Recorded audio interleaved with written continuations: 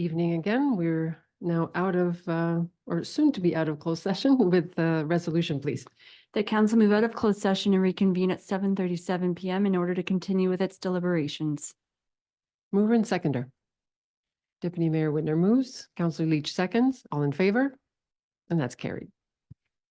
That staff were given direction by council on the following items that were discussed in closed session: a labor relations or employee negotiations matter regarding a staff performance review for the CAO department, section 239 2D, and advice that is subject to solicitor-client privilege, including communications necessary for that purpose relating to boundary adjustment updates, section 239-2-F.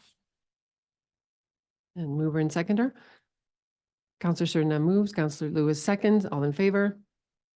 And that's carried. Great. So next on the agenda, we have a couple of public meetings. So I'd like to call the first public meeting to order with the following resolution. That the public meeting relating to the zoning bylaw amendment application of Ben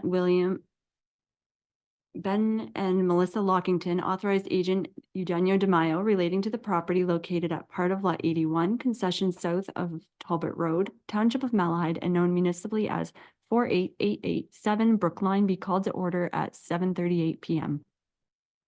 Mover and seconder. Please. Councillor Leach moves. Councillor Glinski seconds, all in favor? And that's carried.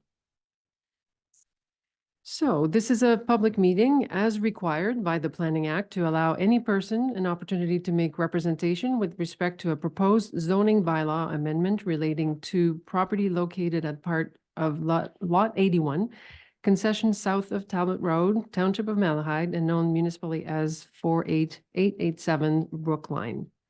Clerk Adams, can you tell us the method of notice and when was the notice given to the public for this meeting? This public meeting was advertised in the Aylmer Express for 2 consecutive weeks on February 28th and March the 6th. In addition, affected property owners within 120 meters were sent a notice by mail at minimum 20 days prior to the meeting. Thank you. And welcome, Mr. Steele. Can you provide us an overview of the application and tell us if there have been any comments received? Go ahead. Thank you. Subject lands consist of a 2.5 acre lot that has existing dwelling and several accessory structures on the property. The owners are seeking to build a new primary dwelling to the rear of the property and convert the existing dwelling to a second dwelling unit for the owner's parents.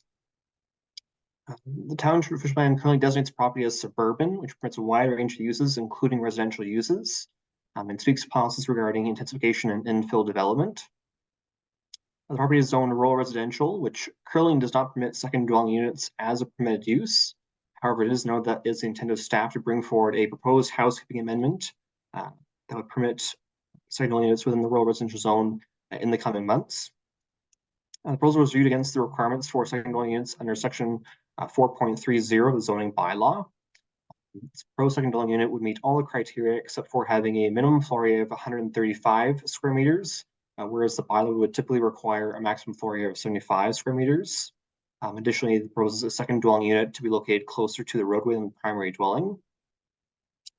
Staff reviewed the application against applicable planning policies and determined that it does meet these criteria. In terms of comments that were received, Catfish Creek Conservation Authority has provided comments raising no objection to the application, but does know that the current regulations in effect require permanent approval from the Conservation Authority. Also, additionally, since the submission of the staff report, comments have been received from both the town of Aylmer as well as an adjacent resident. I believe these have been added as an addendum to this council's meeting agenda. The town of Aylmer has commented that they have no objection to the application, but have noted that the town is not supportive of any future severance of the subject lands. Additionally, comments provided from a resident raising objections to the application, citing concerns of impacts of noise from a existing commercial business operating the property, and with the addition of a new dwelling would be further impact, as well as building materials being stored on the property and impacts potentially from additional septic system.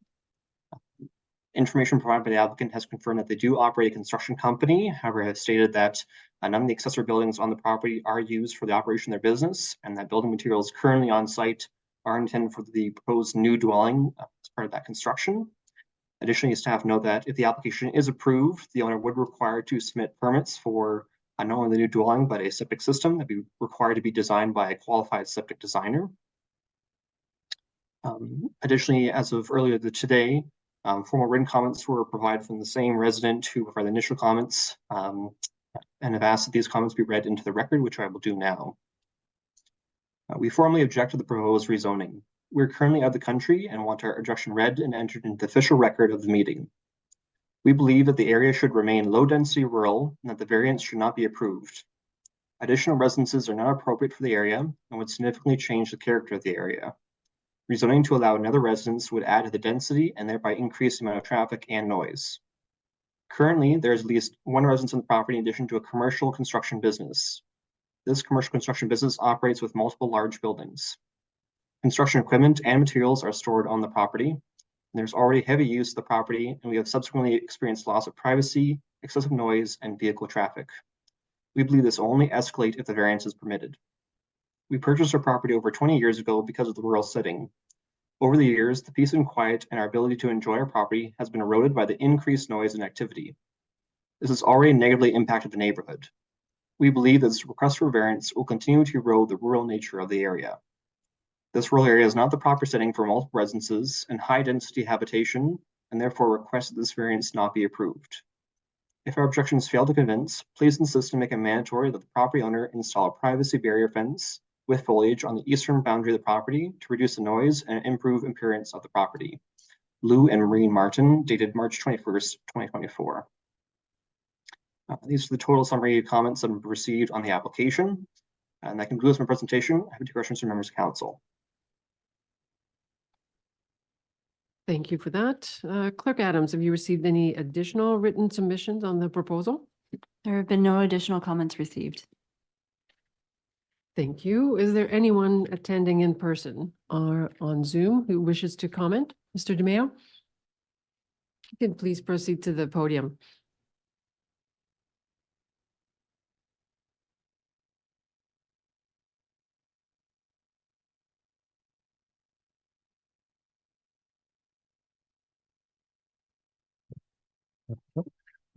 Thank you. Thank you, Your Worship, and through you to council. Good evening. Again, just to reiterate what has already been said by your planner, the intention of this rezoning was for the Lockingtons to build a larger primary home for their young growing family and turn the existing current home into kind of a garden suite, granny suite, accessory housing unit for that property that is intended for family use. They have aging parents, and they have I believe your son is now 18 and getting to that age. So the housing needs are definitely going to be needed in the future. The property itself, as explained, it does, in our opinion, fit both the provincial policy statement. It fits in with the county OP. It is, for the majority, fits in with the Malahide zoning bylaw with respect to being able to meet the specifications of that zone. The one area that it does not, as the planner pointed out, was the size. It is larger than what would normally be the minimum size, and that's strictly because it already exists. And that's just reflecting existing circumstances. With respect to some of the comments that were received, and I guess some of the concerns with respect to use, noise, and whether or not this proposal or this land use would be complementary to the area and kind of fit in. We would strongly disagree that it wouldn't. This property sits in the middle of a traditionally suburban built-up area. It's not rural, it's suburban. It has an OP designation of suburban, and it's residential in nature. There is a property directly to the east that will have a similar setback to what this currently is being proposed at being. So it's not that it's something that doesn't occur in that area or something that will stick out that just doesn't look right. And also the one neighbor in particular that has the Martins, just for some, I guess, scope of where this house will be located to where their property is located. It's approximately 145 feet from where the new build is proposed to be to their rear property line. And it's 220 feet from where the proposed structure will be to the back of their home. And there's another parcel in between there. And then also on the back of that property line, they have currently built up with pines and spruce and evergreen. So there's quite a bit of natural buffering that already exists. So some of the comments, I guess, are a little bit, I'm confused because there's already a natural buffer, both visually for that property. The comments with respect to the construction activities. Again, this is a very small home builder. It's a family business. They do 3 to 4 custom homes a year. You're not getting a lot of traffic in and out of that site. That's not the type of construction they do. So I guess our opinions differ on that, but yeah, no, we definitely feel it is a good, strong application and will only benefit the area and obviously get the Lockingtons what they desire. So if there's any other questions or concerns, happy to answer. Thank you. Thank you. Anyone else wishing to comment? I don't think there's anyone else. So members of council, any questions or comments? Deputy Mayor Widner? Yes, thank you, Mayor. I guess through to Eric, I guess in the future, with the size and the shape of the laneway, there'd never be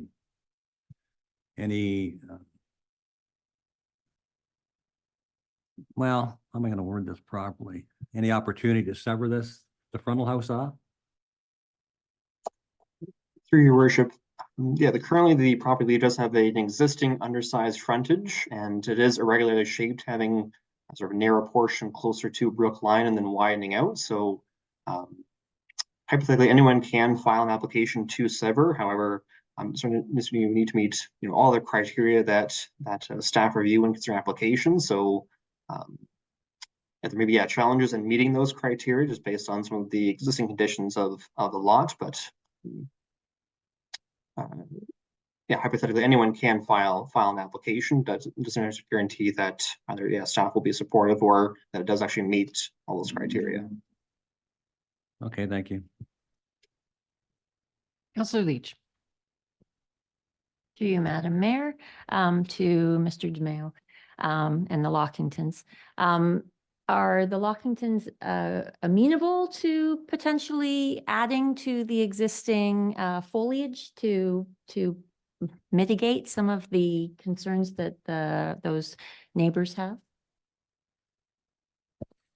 Yes, on behalf of them, they definitely are. We did meet with the planner 2 days ago on site to discuss some of the concerns and so on and so forth. And they definitely expressed the willingness to try to mitigate any concerns that the neighbors have. But this is their home. They're not going anywhere. They're not looking to, get in arguments with anybody. So they definitely will do everything they can do to make this fit in as smoothly as possible.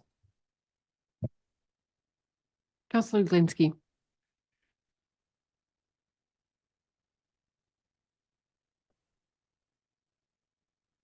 The single laneway that goes back there, it's quite accessible from the road, and it was probably used to get back to the meat packing business back there at one time. So there can be more than one house on a laneway, because I can think of on Springwater Road, there's a single laneway that goes up a hill, and there are a couple of houses. So why cannot there be a second house here? No, I think the lot has more than adequate space to be able to Yeah. accommodate, expand the current driveway as needed, and then allow for easy access to the new house that would go in the back and continue to give good access to the to the existing home in the front. So it's 2 point some odd acres. There's a lot of property there. Size is not an issue in being able to fit everything in. So if council supports it, then that should not be a problem at all. But what I don't understand is why there's a problem here in the first place. Because there's lots of land and there's lots of access on that road that goes back to the back. Why are we having a difficulty with this? We're Anyone that hoping wants there's to no answer- difficulty. It just requires an amendment, yes. Any further comments or questions?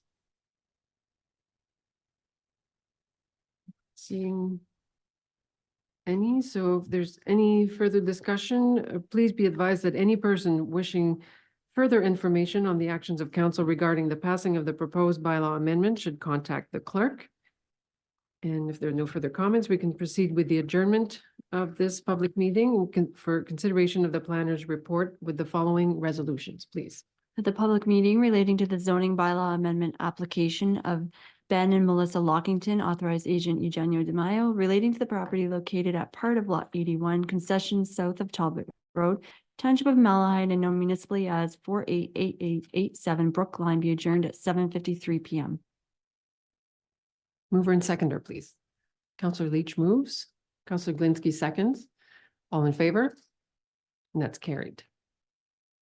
Following resolution. That report number DS 2410 entitled zoning bylaw amendment application of Ben and Melissa Lockington be received, and that the zoning bylaw amendment application number D14Z0223 of Ben and Melissa Lockington, authorized agent Eugenio De Mayo, relating to the property located at part of Lot 81, concession south of Talbot Road, Township of Malahide, and known municipally as 48887 Brookline, be approved for the reasons set out in this report.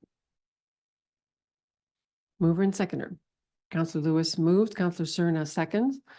Any further discussions or comments? Seeing none, all those in favor? And that's carried. Thank you, everyone.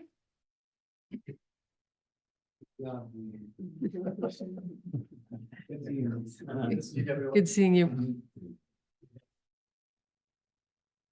And now I'd like to call our next public meeting to order with the following resolution, please. That the public meeting relating to the zoning bylaw amendment application number D14Z0224 of K2 Custom Homes Inc., Co. Henry Clausen, relating to the property located at Lot 48 on Registered Plan 71 and known municipally as 51237 Ashton Street, be called to order at 7:54 PM. Mover and seconder, please. Council Lewis moves, Deputy Mayor Widner seconds, all in favor? And that's carried. So this is a public meeting as required by the Planning Act to allow any person an opportunity to make representation with respect to a proposed zoning bylaw amendment relating to property located at Lot 48 on Registered Plan 71 and known municipally as 51237 Ashton Street. Clerk Adams, can you tell us the method of notice and when was the notice given to the public for this meeting? The public meeting was advertised in the Aylmer Express for 2 consecutive weeks on February 28th and March 6th. In addition, affected property owners within 120 meters were sent a notice by mail at minimum 20 days prior to the meeting. Thank you. Mr. Steele, can you provide an overview of the application and let us know if there have been any comments received? Your worship, subject lands contain a semi-detached dwelling, and the owner is proposing to sever the property so that each dwelling unit or half the building would be located on a separate lot and would be individually saleable. Previous consent application E3-24 was supported by Township Council and received conditional approval from the County Land Division Committee on January 24th of this year. So the zoning bylaw amendment was required as a condition of that approval to permit a reduced lot area and lot frontage for the severed and retained lots. The Village Residential 1 zone permits a range of residential uses, including semi-detached dwellings. And both the severed and retained lots are proposed to have a minimum lot area of 404 square meters, whereas the bylaw requires a minimum of 800 square meters, and a minimum lot frontage of 10 meters, whereas the bylaw requires a minimum of 20 meters. It is known the Township zoning bylaw currently does not have separate individual minimum lot area and minimum lot frontage requirements for different dwelling types. Probably has the same millennial requirements for all residential dwelling types are permitted in the VR1 zone. So read the application and I find that it meets the criteria and policies or intent of the zoning bylaw and policy in the official plan. And is the review of other municipalities' zoning bylaws in the region, including Bayham and others in Elgin County, have identified that the proposal area and frontage requirements would be similar to other minimum zoning requirements of other municipalities. As you know, the proposed semi-detached meets all the requirements of the VR1 zone. No comments have been received from agencies on the proposal. Comments were received from 4 residents expressing opposition to the application. These were included as part of the agenda package. These comments were attached and generally had information or concerns relating to that the application would set a precedent in the community, that whether the semi-detached dwelling contravened the zoning bylaw, and that the applicant is seeking forgiveness after the fact. The township's minimum zoning requirements should not be amended as they are meant to protect township's current residents, and the proposed reduction in lot area and lot frontage is not minor in nature. Staff would note in response to these comments that each application is evaluated on its own merits, and requests for amendments do not necessarily create a precedent within the community. As note, the semi-detached is a permitted use in the VR1 zone under the township zoning bylaw, which allowed for the issuance of a building permit. And since the zoning bylaw permits semi-detached dwelling on a single property, that there's no requirement that each half of the semi-detached dwelling must be constructed on separate lots. Additionally, Section 34 of the Plan Act allows for any landowner to submit applications to amend the township zoning bylaw. And finally, is noted that the test of whether an application is minor is applied to minor variance applications under Section 45(1) of the Planning Act. And the test for a zoning bylaw amendment application is that it conforms to the official plans in effect, and the proposed development land use is compatible and appropriate for the subject lands. And so in summary, staff will recommend the application be approved, and no other comments have been received by staff submission of this report. And that concludes the presentation. We take questions from our council. Thank you, Mr. Steele. Clerk Adams, have you received any additional written submissions on the proposal? No additional submissions have been received. Thank you. And is there anyone in attendance in person who wishes to comment?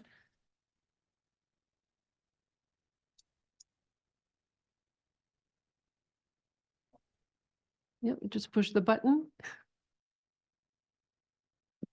Good evening, Council. Henry Clausen here. Pretty straightforward. It was all covered off there, but I'm here to answer any questions should you have any. Great. Thank you for being here. Anyone else wishing to offer comments or questions? If not, I'll move to questions from members of council or comments. Deputy Mayor Widner. Yes, thank you, Mayor. Some of the letters seem to allude there was something maybe misstepped or not done right with our end of it. And I guess after our investigations, everything was followed to the letter for the zoning. So I guess nothing was misstepped.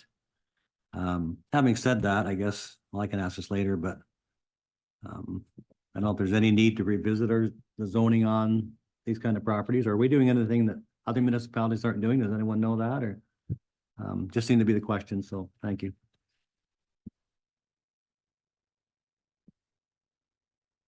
Mr. Steele, did you want to comment on that? I can confirm yet that the building does conform to all standards of the zoning bylaw and comply with the building permit that was issued. In terms of evaluating current zoning bylaw, from review of other municipalities' bylaw, they often do have multiple residential zones that sort of tier the different types of densities that are permitted in residential areas. So the township's bylaw is, I believe has been for some time, different from these approaches. Whereas, in Springfield, where the VR1 is applied to the majority of all residential parcels, it's quite a wide range of residential uses. So if was a wish of council to review that further, that doesn't potentially have some benefit in the future if they wish to sort of further regulate different types of densities, and the township can undertake review of its zoning bylaw to review those types of provisions and make any sort of changes or updates as needed.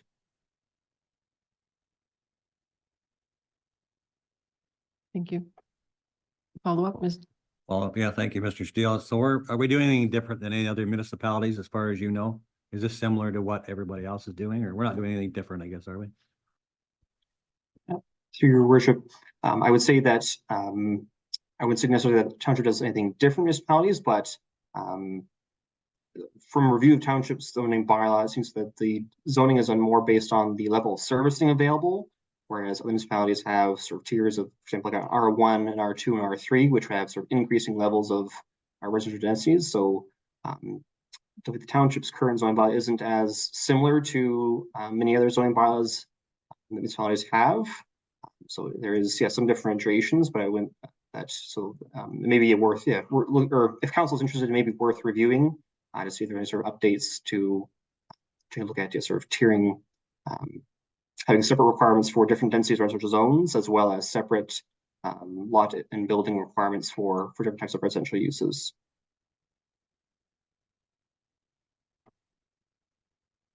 Okay, so in other words, we could have something more specific that doesn't require then an amendment, that right now it's a bit of a catch-all.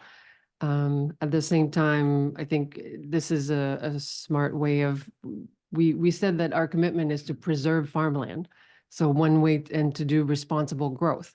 So those are the two elements that we know the community really wants. So this is one way of, using land even more efficiently. And this was approved, the severance for this was approved by council last January. So thank you, Deputy Mayor, for clarifying that there's nothing untoward, and it's good to accept all and receive all the comments, but I wouldn't want anyone left with the impression that something happened that shouldn't have happened. Everything is happening as per the rules and as per the vision for this area. Any further comments or questions? Councillor Glinski? Madam Mayor, just a question, the proposed building is supposed to have frontage of 10 meters. And the required amount is 20 meters. Now, is this a duplex that's going on the 10 meters, or is this a single dwelling house? What are we talking about here exactly? Through your Mr. worship, Silch, want to Councillor. clarify further? Yes, please, go ahead. So the building is what's called a semi-detached dwelling, which is defined under the zoning bylaws, dwelling that is divided vertically above grade into two separate dwelling units. So, a sort of two units that are side by side that share a common party wall. The owner is proposing to sever the property so that along that shared party wall, so that each half of the dwelling or each of the buildings, so one dwelling unit will be located on each separate side of the property. So currently the property has 20 meters of frontage, and the owner is proposing to sever the property in half along that shared party wall.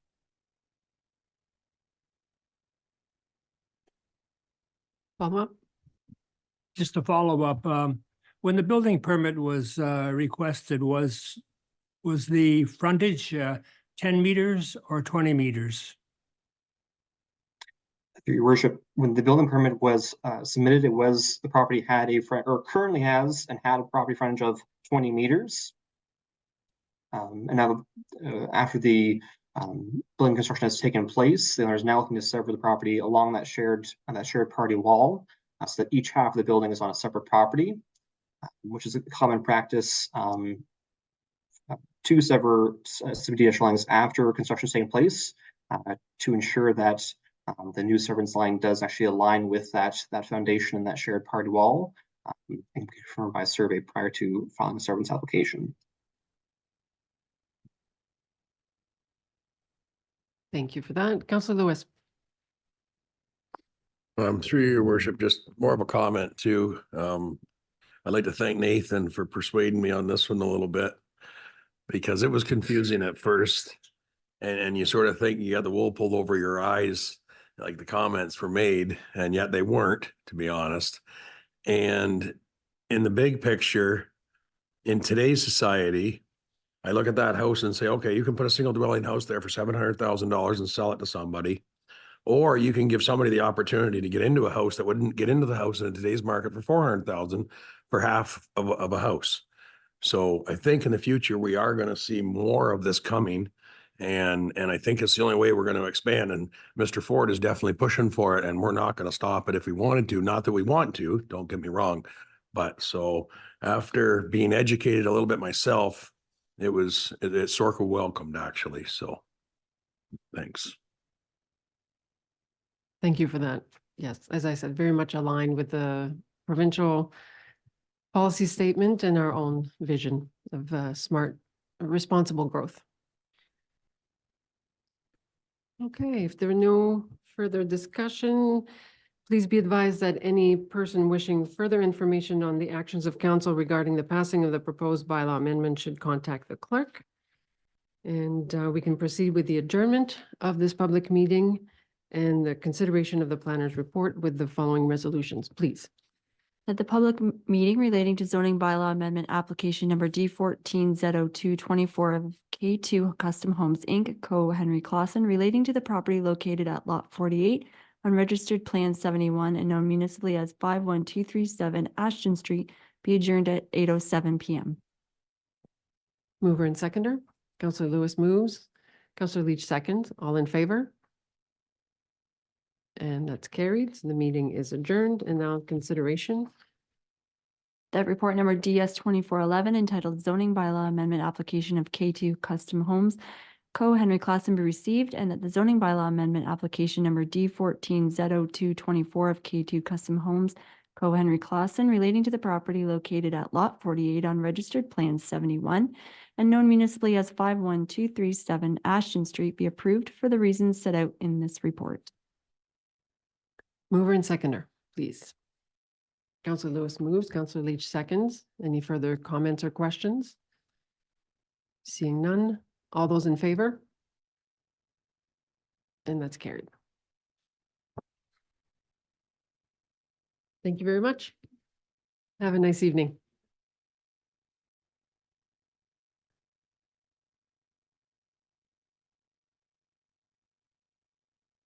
Next on the agenda, we have reports of departments, starting with planning bylaw.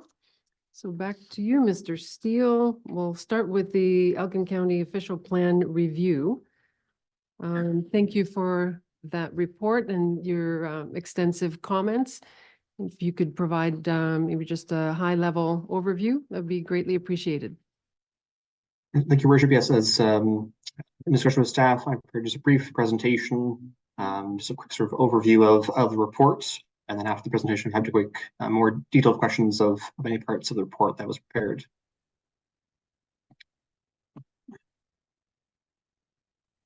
Thank you.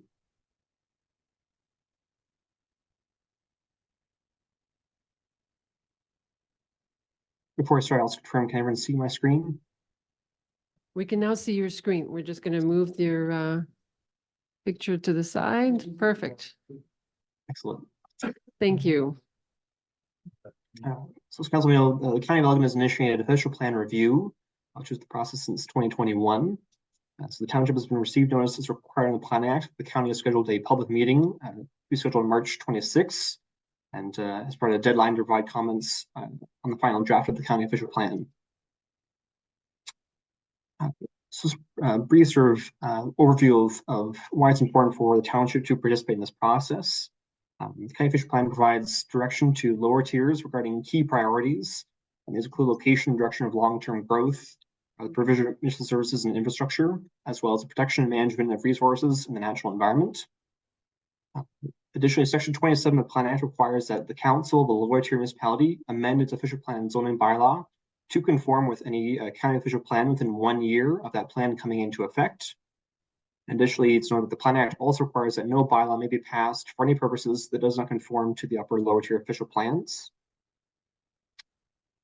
So staff have reviewed the county's draft official plan update and identified policies that may have implications on the township's current official plan policies and zoning bylaw. As well as provide comments that are recommended to be provided to the County of Elgin. And listed policies are encouraged to be implemented by the county, though they may not be required necessarily, that the Township Council could consider implementing in the future. Firstly, I've sort of divided the items of the report to several categories. The first is recommended changes to the county's official plan. The first being, it's noted as part of the Township's Official Plan Amendment 20, Township Council reallocated land to the Springfield settlement area, which included approximately the introduction of 37.7 hectares of land designated for industrial uses. I believe as the county's official plan may have been initiated prior to the township undertaking this work. And so it was noted in the review of the official plan that the county does not actually note these supply of industrial uses. And so this updated information is recommended to be provided to the county to ensure that their supply of employment land is accurate for the township. Additionally, it's noted that currently lands around the town of Aylmer are designated as suburban, highway commercial, and home-based industrial in the township's official plan. However, these designations permit a range of industrial, commercial, and institutional uses, as well as some residential uses. Currently, these lands are designated as agricultural in the county official plan, and so it's recommended that these lands be recognized in the county official plan as areas where growth is or development is taking place. And just a slide here, sort of highlighting the areas that these designations apply to. So located on primarily on the west, north, and east sides of Aylmer. As many of these lands currently already contain a number of industrial and commercial uses, as well as clusters of existing residential areas that really are sort of fragmented areas that wouldn't be viable for long-term agricultural use. Additionally, the reported policies that staff noted that the township may want to raise concern or potential objection to within the county official plan. The first being the affordable housing targets.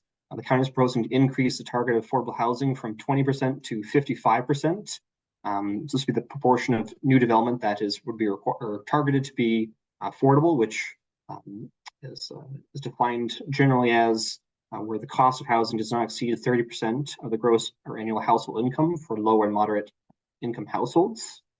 While the township should certainly support the development of affordable housing, staff note that these policies may be difficult to implement, and encourage that over half of all new development is targeted as being required to be affordable, particularly for more rural communities where a lot of development takes place either through infill or small scale subdivision, compared to sort of large municipalities that have sort of urban areas and amenities and services that can be provided to affordable housing projects, or have more resources available to manage or operate affordable housing projects. And so it's recommended that comments provided that the county sort of reevaluate these targets to ensure that they can be effectively implemented in all the municipalities.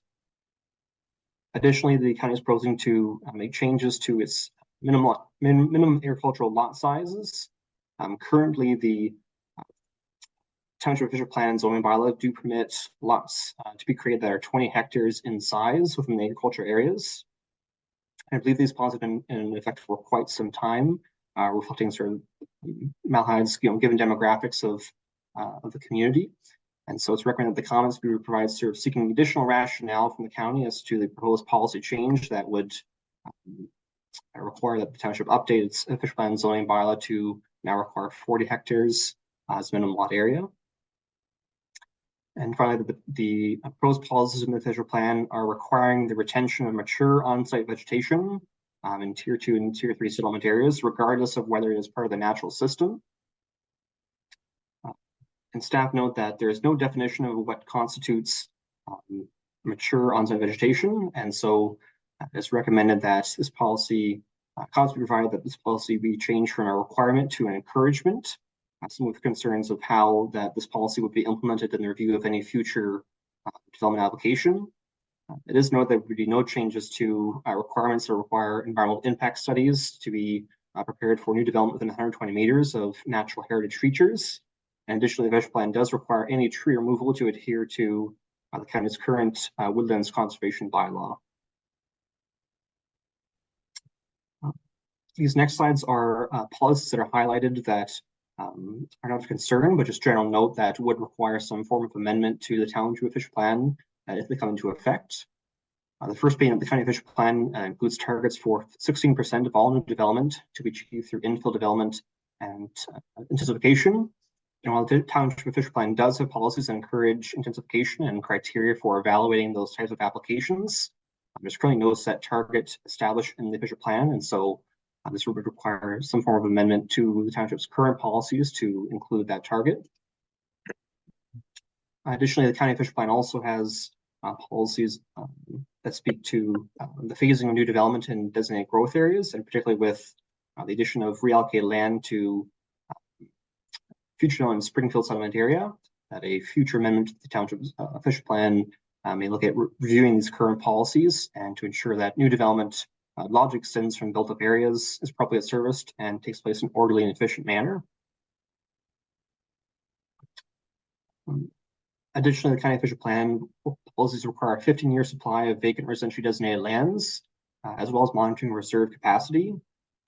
It's understanding that the township doesn't have a formal process of tracking the current vacant residential designated land supply, as well as formal process for monitoring reserve capacity. And so it's recommended the township establish a formal process through the official plan update that would ensure that it provides better understanding of the township's current capacities and ability to accommodate growth.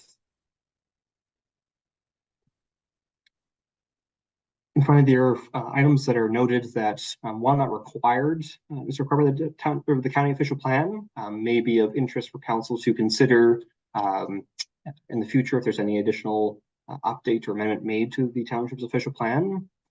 These include accessory dwelling units. The new county official plan is proposing to allow for up to 2 additional dwelling units, or what is referred to in the township zoning bylaw as second dwelling units in settlement areas subject to certain criteria. So currently the township zoning bylaw does permit 1 additional dwelling unit as a right in most zones. And so subject to review, township may consider additional or permitting additional dwelling unit, accessory dwelling units within the township settlement areas. Additionally, the new official plan encourages local municipalities to develop walking and cycling infrastructure. And so any future amendment to this plan could potentially include a review of policies that further support the development of active transportation network within the township. And finally, the township or the county official plan does contain policies regarding setbacks from waste disposal sites, and sort of encourages use of or addresses the use of zoning bylaws to prohibit future development within these 500-meter setbacks. Look if there's any current active waste disposal sites within the township's boundaries, and so answer further review if there are any implications of this policy on the township. It may be something to be updated through a future zoning bylaw amendment. So in terms of next steps, it's recommended the township provide comments to the County of Elgin as part of the consultation process. Initially provide written requests to the County of Elgin to be notified of the decision of the Ministry of Municipal Affairs, which is the approval authority for the county's official plan. And it's noted that public meeting is to be held on March 26th, where the county receive comments on the proposed official plan and will further evaluate them before making any decision on the application or on the official plan update. This concludes my overview of the report. I'm happy to take questions from members of council on any aspect of my presentation. Thank you very much. Yes, it is a lot of information, so I appreciate the summary. I'll open it up for comments or questions, and while council members consider those, Mr. Steele, so are you looking for a specific direction? For example, I know you mentioned a couple of areas of potential objection. Are you looking for specific direction from council on those objections? Some further items, I believe within the body of report, I noted the recommendations of either providing comments to the county, so either requesting additional information or further justification, or comments seeking further or recommending that the county further evaluate those policies. And so I believe as our initial recommendation was that the report be provided to the County of Elgin as per the comments. However, if there are additional comments that the Township Council wants to provide or amend, then may require further revision to a motion by council. Okay, thank you. Questions, comments from members of council? And do you support the the observations, recommendations, potential objections from Mr. Steele be forwarded to the county and for the record as part of the review of the official plan. See lots of nods. Okay, any further comments then? Mr. Diaz, you're good? I have sent a copy of Eric's presentation to all members, so in case there is any follow-up reading that anyone wants to do on it. Okay, and the next meeting then for the county is, I believe, is next Tuesday. So March 26th is the, so we just completed the open house, and then the public meeting, I guess, where all these comments will be received is coming up March 26th at 5 o'clock. Deputy Mayor Widner. Yes, thank you, Mayor. I did sit through the official plan, the first open house. Actually, very interesting. There's a lot of good information in there. With the, you know, the new planning coming out, the new places being built. There's some adjustments being made, and that's all good. And they did speak a lot about the new 55% rule for affordable housing, but I guess there is no real teeth in it. They can promote it as much as they want, but I did ask the question, is there any incentives for the builders to do this? And without, you know, provincial or federal backing, and they said, well, not really. So I don't know what they can do to change that, but it's up to the builders to do it. But if there's no profit in it, I guess why would you do it? But I don't know what the answer is to that, but county's aware of it. And there's lots of good things about water protection areas and, you know, lake shore and that kind of thing. So it was a good report, actually. So anybody wants to see it, I think it's available. So thank you. Great. Yeah, it's a challenge. I mean, it's a broad county with different municipalities with slightly different needs and different characters. So it's difficult to have a plan that will catch everything, but there is room to accommodate specific things that are, you know, more aligned with Malahide's needs. So I guess sending these comments will be helpful for that. Great. Well, thank you again for this overview. And to the resolution then? That report number DS 2412 entitled Elgin County Official Plan Review be received, and that this report be forwarded to the County of Elgin as comments for its consideration in the review and update of the county official plan. Mover and seconder. Councillor Leach moves, Deputy Mayor Widner seconds, all in favor? And that's carried.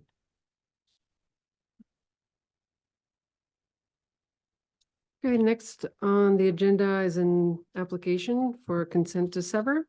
So back to you, Mr. Steele. Thank you. Before council tonight is consideration of a severance application that's been submitted by James Forsyth, Forest Installations, to permit a lot addition to convey a portion of the subject lands at 11241 Imperial Road, with an area of approximately 106 square meters in area and 1.2 meters of frontage, to the adjacent parcel to the north, which is also under the applicant's ownership. The purpose of this application is to facilitate a future widening of the existing driveway at 11245 Imperial Road, which is the property receiving the severed lands. Staff note that any future developments proposed on the property at 11245 Imperial would be subject to provincial zoning amendment and site plan control approvals, and the applicant has been made aware of these requirements. The official plans permit lot additions subject to certain criteria, including that no new building lot is created, and that the adjustment will not affect the viability of these properties from continuing to be used for permitted purposes. There's no new lot proposed as part of the application, and let's not anticipate that it have any negative impact on the ability of properties to continue to be used for the existing currently on taking place. In addition, to confirm that the septic system on 11241 Imperial would be located within the new proposed property boundaries. And so staff recommending that the application be supported, subject to the recommended conditions being applied. Concludes the presentation. Have any questions from members of council? Thank you. Comments, questions?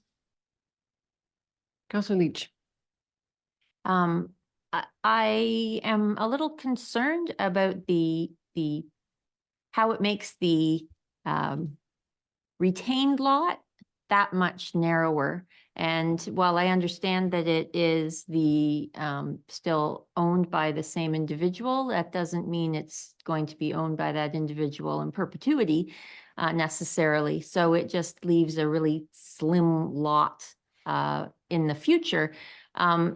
Is it still considered the lot that is being retained? Is it wide enough for viability? Through your worship, the proposed lot frontage of the retained lands after severance would be 17.1 meters. I believe there's no proposed change to the existing access on the property, and staff didn't have any concerns with the continued access. Our concerns say that the access would be somehow affected by the application. It is noted that a minor variance application would be recommended as a condition to permit that further or reduction of their frontage. But staff didn't have any concerns of the viability of the lot to continue after the severance takes place. Thank you. Thank you. Any further questions or comments? Seeing none, we'll proceed with the motion. The report number DS 2413 entitled Application for Consent to Sever number E 1924 of Peter James Force Installations Limited be received, and that the application for consent to sever relating to the property located at part of Lot 10, Concession 8, South Township of Malahide, and known municipally as 11241 Imperial Road, be supported for the reasons set out in this report, and that this report and the recommended conditions be forwarded to the Land Division Committee for its review and consideration. Mover and seconder, please. Deputy Mayor Widner moves. Councillor Lewis seconds. All in favor? Opposed? And that's carried. Thank you for that. We'll proceed with the next one. So adjacent, same owners, adjacent property, but separate application. Please go ahead. Thank you. So as you know, this application is another property proposed for lot addition to convey a portion of 11229 Imperial Road to 11245 Imperial Road.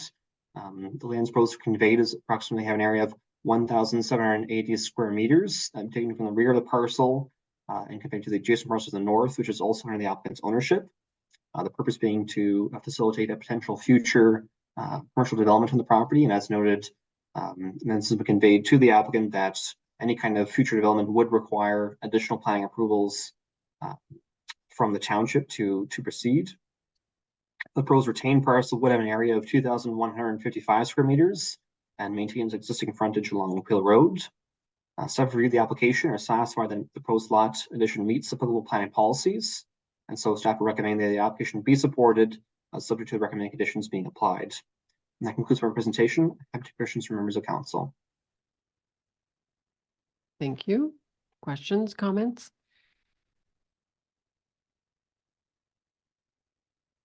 Not seeing any, so we'll proceed right away with the motion, please.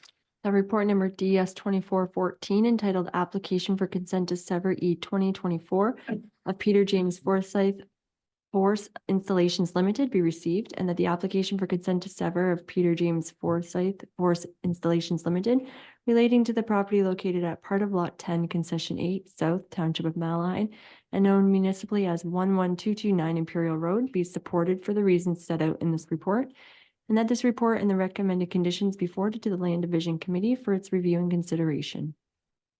Thank you. Mover and seconder.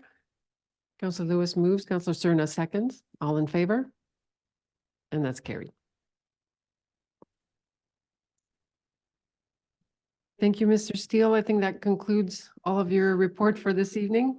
Yes, thank you. Have a good Thank you. evening.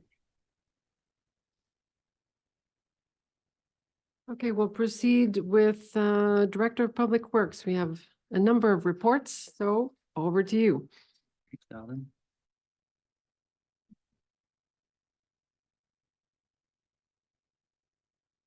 Thank you, Madam Mayor.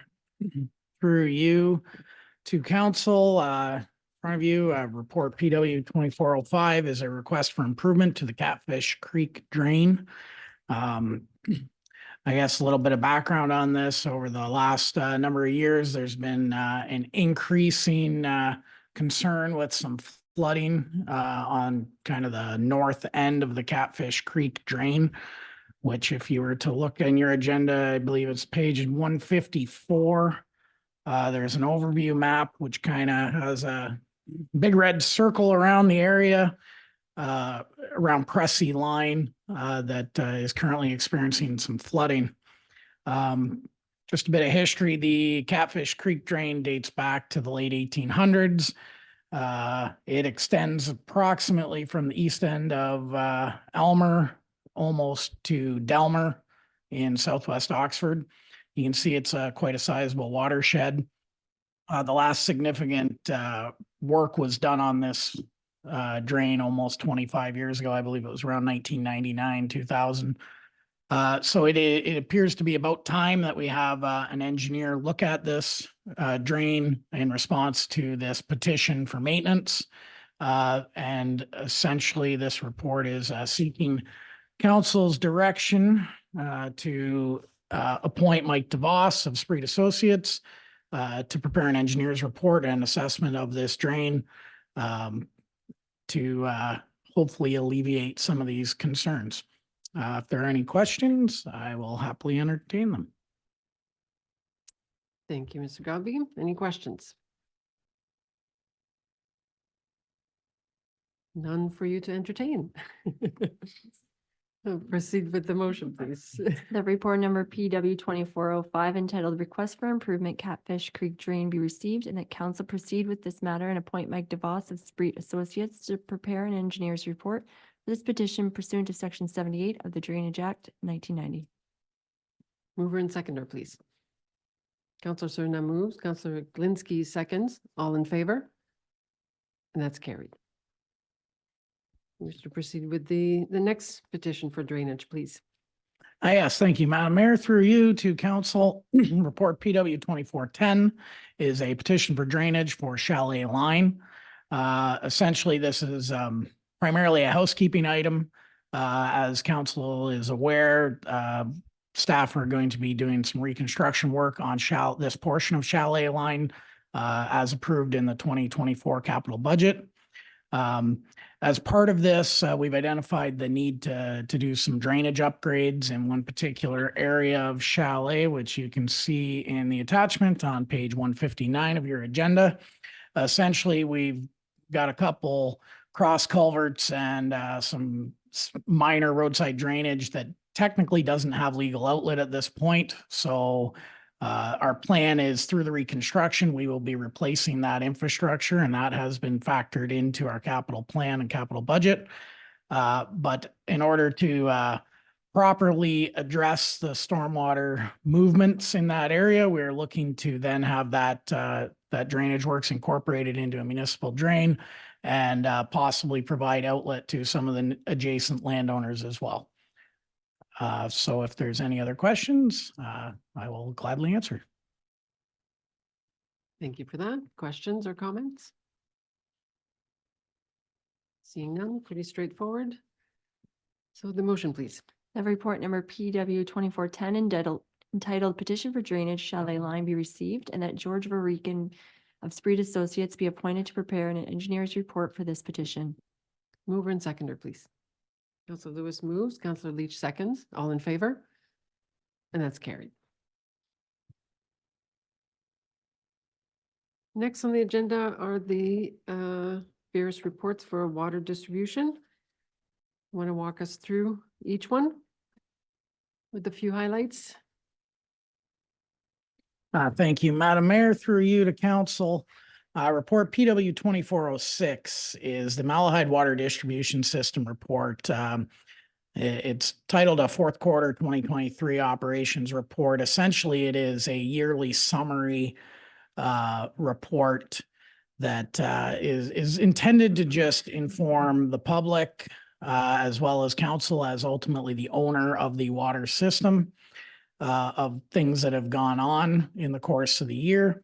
Additionally, this report and the next subsequent compliance reports that we're going to talk about are really intended to check some regulatory boxes that clearly there are requirements under various regulations that state that certain reports must be publicly made available. So this is all part of this. So the highlight, a few highlights from the water distribution system for Malahide. Number one, we do continue to achieve 100% MECP compliance with the operation of our system. Hey, I got two more good ones to go with it. That being that there are external audits done of the drinking water quality management system, which is another piece of the pie that makes sure that we do what we say what we're going to do, and we are doing proper tracking and monitoring of these systems. Through the course of that external audit, there were no non-compliances or non-conformances found with the way the operating authority is operating our system. And there were 0 adverse water quality incidents through the course of 2023, which means no adverse water samples, no boil waters, none of those things that nobody wants to see. So in general, I would summarize this to say that between Aqua and our township staff, they're doing an excellent job of keeping on top of things and making sure that we provide safe and reliable drinking water to our residents. Council will note there are 13 pages of actual data accompanying this report. If you have any questions, feel free to ask or reach out, and we can gladly talk through them at length at another time. At another time, yes. But for now, any questions or comments? Councillor Leach. Through you, Madam Mayor, I would like to thank staff and Aqua for such a stellar report. It's really good to know that we have such safe drinking water for our residents. Thank you for that. Deputy Mayor Widner. Yes, thank you, Mr. Mayor. Through to Jason, I did get a chuckle out of the one repair where they put a new seal in. And immediately blew when they started that. They have the same repair luck that I do sometimes, so I thought that was very good to hear, and they fixed it. But good information, and like you say, we have to have this presented to us, so good to know. Thank you.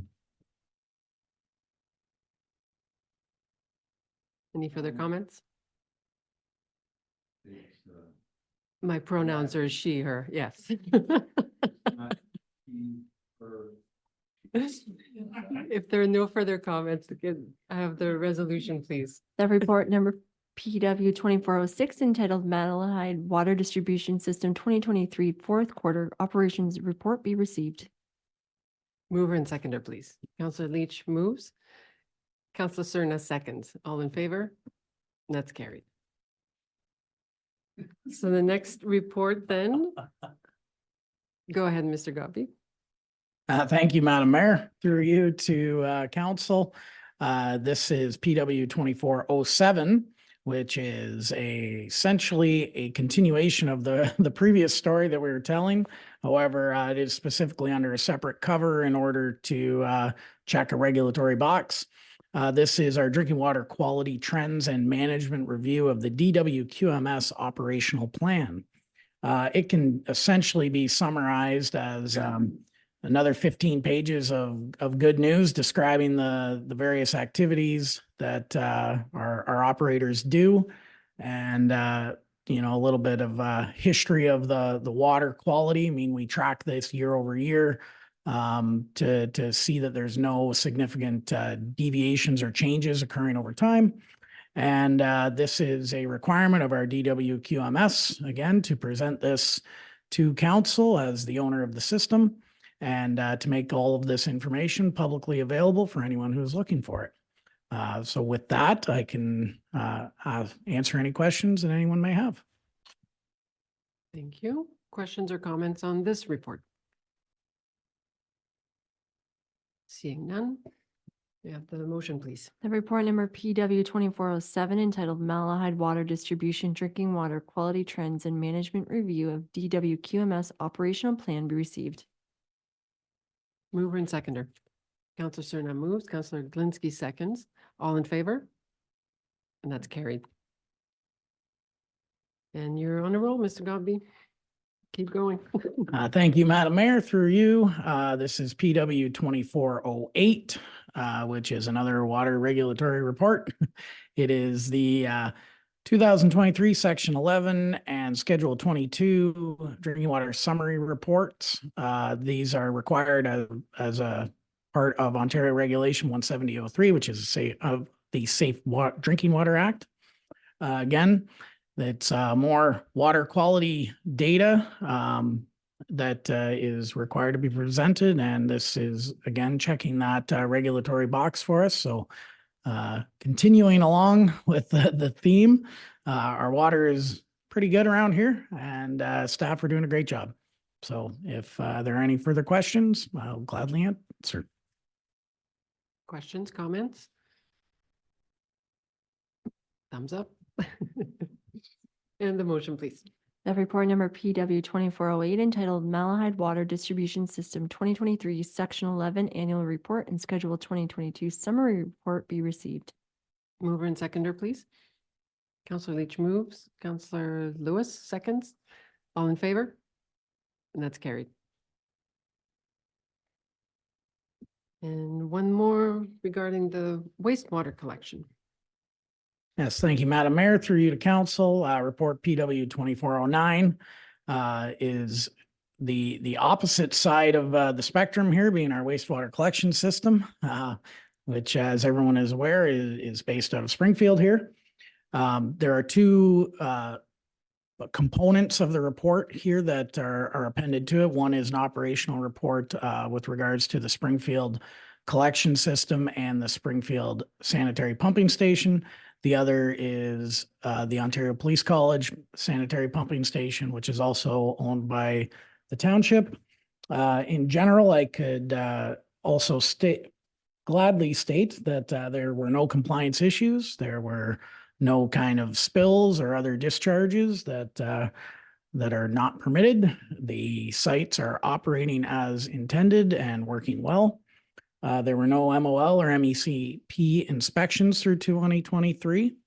And just in general to note, you will see in the report that while there is a notable flow increase in 2023 compared to 2022, that has been attributed more to be that 2022 was the anomalous year, not 2023.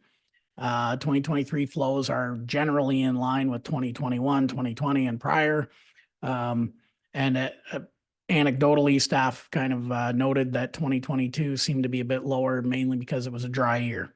And there typically is a level of correlation between wet, dry years and the amount of flows through sewers.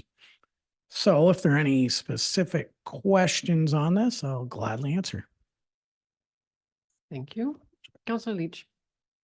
Through you, Madam Mayor, to Director Godby.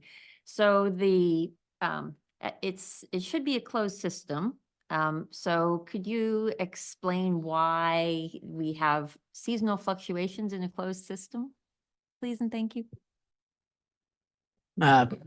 Thank you. Through you, Madam Mayor, to Councillor Leach. It's a very good question.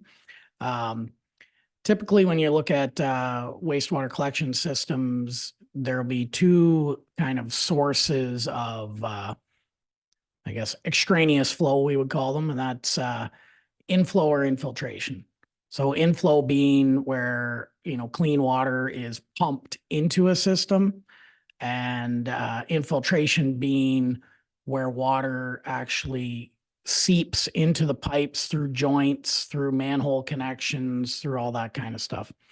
So in the case of Springfield, we do CCTV reporting on our sewers on a regular basis. And basically what they're doing there is we do a flush, we shove cameras up and down the pipes and record everything, looking for blockages, breakage, anything like that.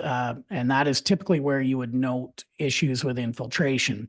Through all of our video work that we have done, we do note that infiltration in Springfield tends to be generally minimal, which back to your original point about the seasonality, one thing that we do suspect is that there may be things like sump pumps and roof leaders that are actively pumping water, clean water into the system and using that as a way to get rid of their water.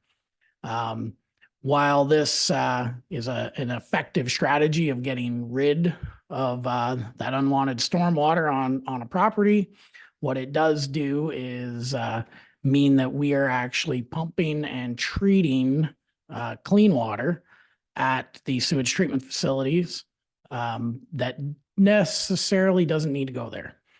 So it is something that we're going to be looking more at over the course of the year to see what we can do to try and pinpoint, perhaps some of these sources.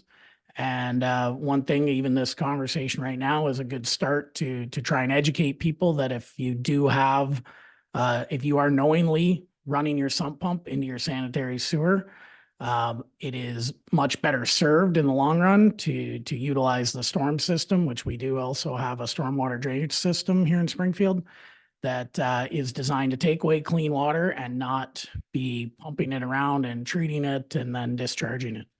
So that's kind of the long short answer to your question. If you have anything else further, I'd gladly keep going, but. Councillor Serna?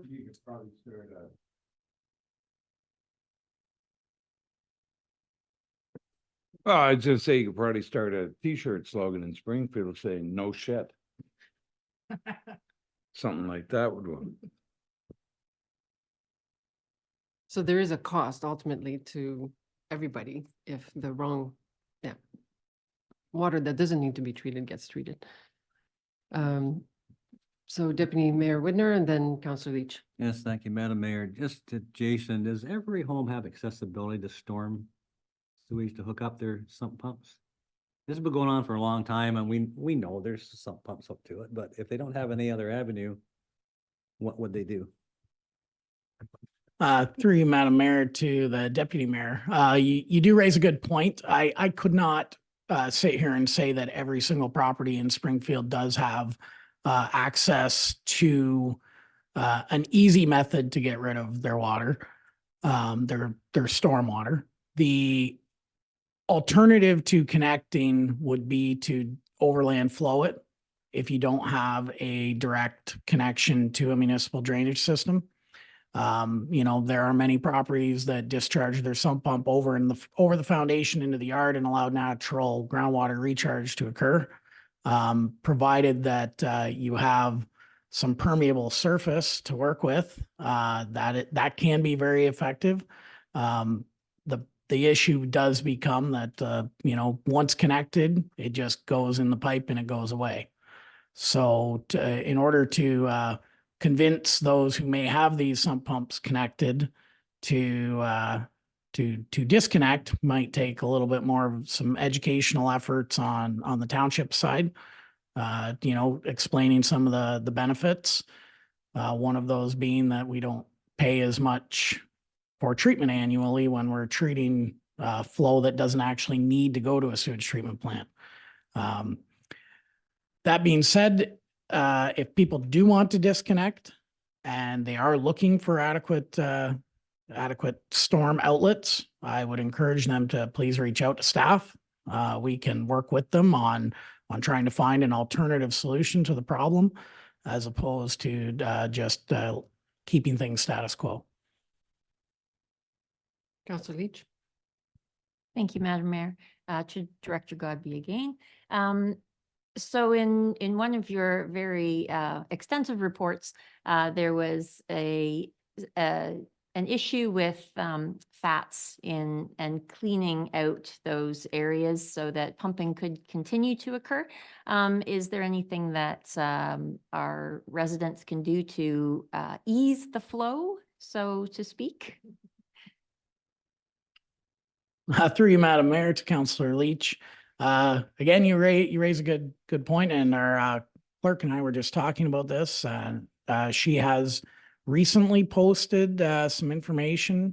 I believe it's on our website, and I'm not sure if it went through the Facebook page on things that can be flushed and shouldn't be flushed. Fog or fats, oils, and greases Those are one of those items that are problematic for sewers. People run hot water and it goes down their pipe and they think, oh, it's great. There goes my grease from my bacon tray. And it's nicely liquefied and gone to the pipes. But once it hits other cold water, colder environment, these fats start to recongeal and creating some big globs of mess in the pipes, in the pumping stations. They don't run through pumps very well. So we do regular maintenance at our pumping stations where you will kind of get this floating layer on top of floating layer of scum that needs to be manually pumped out. And then we take that separately for treatment. So any reduction in any of those types of materials into the system is beneficial for the overall operation and does help drive our operating costs down. So again, I encourage people to do things like collect their grease in a jar and, dispose of it in your regular household trash where it'll go to a landfill instead.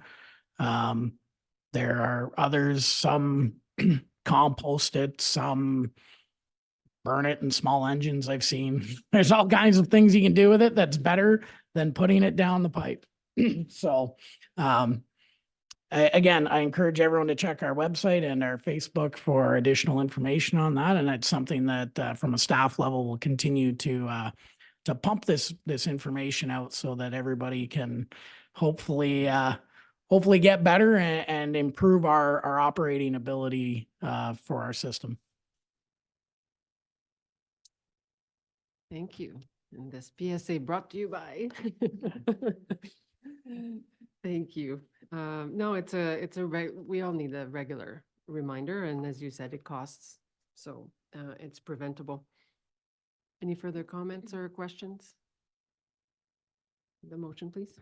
That report number PW 2409 entitled Malahide Wastewater Collection System 2023 Performance Report be received.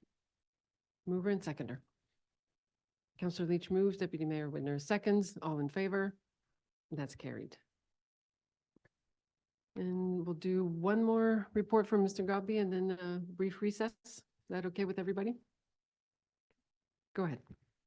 Thank you, Madam Mayor. Through you to council, report PW 2411 is a change of pace. We're going to talk about a contract award for parks and lawn maintenance. Essentially, this is looking to award our 3-year tender for property maintenance to Doc Stater Property Maintenance out of Southwold for the various properties that are listed on page 223, 224 of your agenda packages. There are a number of sites where we do grass cutting and general landscape maintenance, which is some light weeding of the flower beds and, raking some mulch around and just kind of generally tidiness of the property. And then we have another significant pile that are just pretty much straight grass cutting. To note, I would point out that on page 224, it's a very brief outline of some of our service level standards relating to the grass maintenance at these properties. Basically, they get cut weekly unless the grass is growing really excessively and we've determined, like say for a ball diamond where it needs to be cut perhaps twice in a week. Generally, the contractors are required to go around, pick up garbage, don't just run it over. They need to do some grass trimming and weeding around trees and shrubs, flower beds. They're supposed to properly clean up after themselves. You don't leave grass cuttings laying all over the place and clumps in the lawn. Quality of work is monitored by Malahide staff. And in case of any damages done to municipal property, the contractor is responsible for restoration of any damage that they have done. This work is scheduled to begin on April 22nd, the week of April 22nd, depending on how the grass is looking, I guess, and essentially continues weekly as long as needed through the growing season. Of note, it is interesting to see that we had some very many bids this year. You'll note on the table on page 225, Docs Tater is was our low bid at a weekly cost of approximately $1,860. And you can see that it goes all the way up to a weekly cost of $16,000 from a bid that came out of Milton. And with that, it is all this money for Docs Tater has been incorporated into our operating budget. And we are therefore recommending them to award the contract to them as the low bidder. If there are any questions, I will happily answer. Questions, comments? Councillor Glinski. Madam Mayor, how does this 1860 compare to other years? And was there no one in that same category? This year I can see from here that there wasn't, but did they just not bother putting in, or did just the high bidders throw their hats in? Thank you, Madam Mayor. Through you to Councillor Glinski. Our previous contract was for approximately $1,745 per week, which represents about a 7% increase overall in the service request from last year to now. I would note that there are a number of companies local-ish to this area that were very similarly priced. But Docs Tater did come in at nearly $200 per week cheaper than the incumbent who did the program for the last 3 years. Thank you. And have we ever had a contract with this provider? Through you to you, Madam Mayor. No, we have not utilized this particular company in the past. However, their references did check out. They are out of Southwold, so it is a relatively local company that we will be keeping our eye on. And one of the reasons we have increased our performance standards and level of documentation in our bids and our contracts going forward is to make sure that we can hold any one of these companies accountable for their work and to meet the performance standards that have been clearly outlined in those documents. What are the measures in the event of a non-performance? Because we know this is an area where our constituents take a lot of pride and they're very passionate. So we just want to make sure we know how you would follow up in the event that the standards were not met.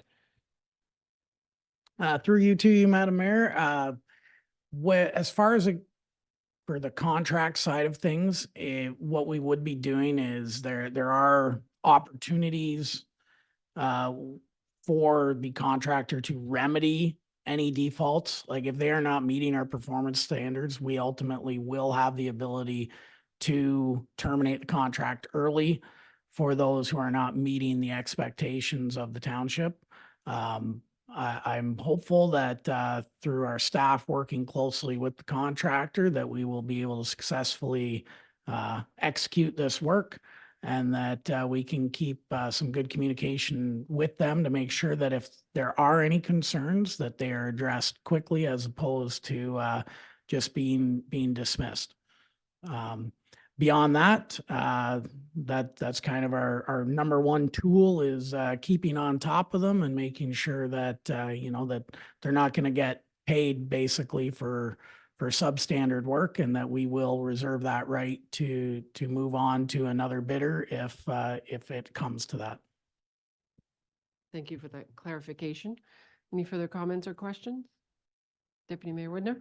Thank you, Madam Mayor.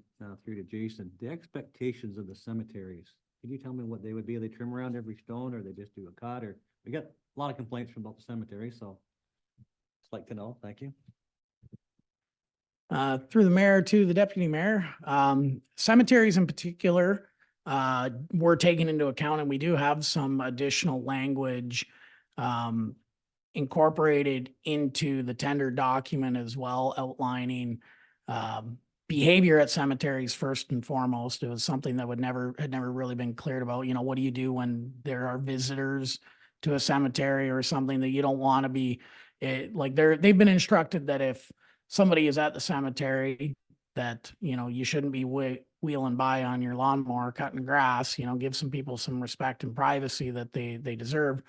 So far as the level of maintenance is also covered in our cemetery bylaw, which kind of clearly states that, you know, there are things like mild damages that could occur over time to stones, as an example, that is deemed to be, you know, a normal activity.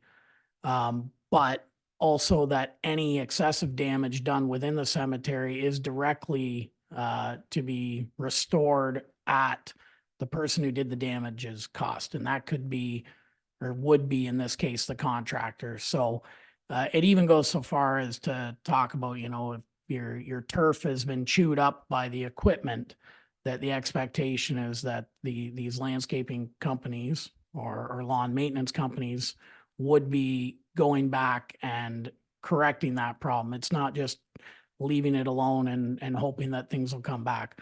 As far as trimming, it does go into the fact that everything is supposed to be trimmed around when it gets to a length, and I believe it's, I won't say it off the top of my head, but you're not allowed to let things just grow up.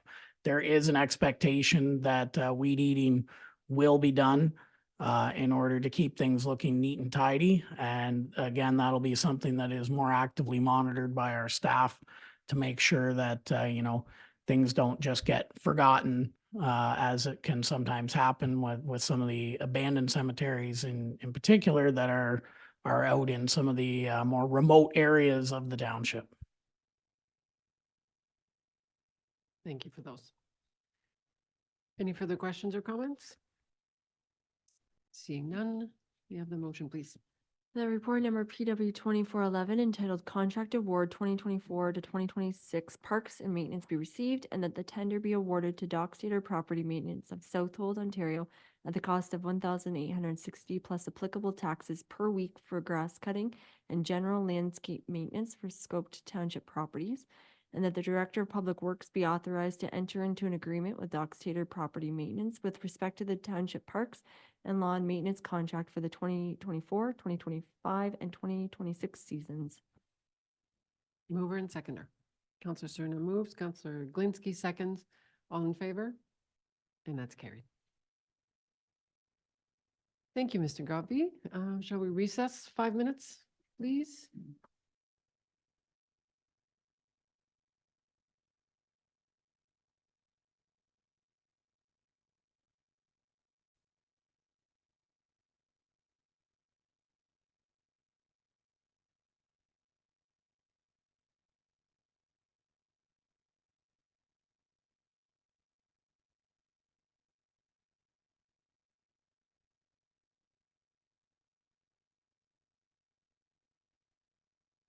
And welcome back. We'll resume the agenda. We are now moving on to our Director of Corporate Services and Treasurer, Mr. Boylan. Welcome. Thank you, Madam Mayor. This report is a follow-up to our recent budget discussions on Springfield's special area levy. During budget deliberations, Council had opted to retain our special levy, but was interested in hearing more about potential improvements that could be made. To that end, my report breaks down the topic into 7 different items for Council's consideration. Item 1 seeks to correct some of the inconsistent usage of the special levy that has occurred over time. This seems to have stemmed from a lack of documentation for how the original levy is supposed to work. So over time, different assumptions were made regarding its administration. Based on my review, the special levy was intended to fund 100% of streetlight utilities, 100% of streetlight maintenance, 40% of sidewalk maintenance, and a set budget amount was also to contribute to reserves for future replacement of this infrastructure. Based on our accounting records, taxes generated through Springfield special levy exceeded their eligible costs by $229,490. Collection of excess funds are permitted, but they should be transferred to a reserve restricted for the funding's intended use, that being the replacement of streetlight and sidewalk infrastructure in Springfield. The current balance of our reserve for Springfield is $64,376. To adjust it to its corrected balance, a reimbursement transfer from our general tax funds, specifically the capital reserve, of $165,114 is recommended. So item 1 fixes the levy up to this year, if approved by council. Items 2 to 7 walk council through how to build us a new special levy starting for 2024.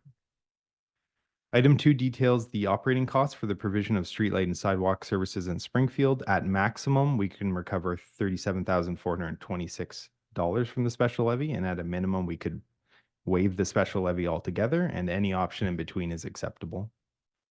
I've assumed that we're going to still fund 100% of streetlights and 40% of sidewalks, as we always have through the special levy. This would result in the special area levy covering $10,800 in annual operating costs, which is the same as what was made in our 2024 budget. Item 3 covers capital costs. The Municipal Act allows us to cover all, a portion of, or none of capital costs for streetlights and sidewalks in Springfield through its special levy. This was never defined in the original special levy at amalgamation, but I've assumed that the funding split should mirror our operating costs, with 100% of streetlights being funded and 40% of sidewalks. Item 4 recalculates the contribution to reserves for the special levy to fund future capital. This is where my special levy deviates fairly significantly from our current levy.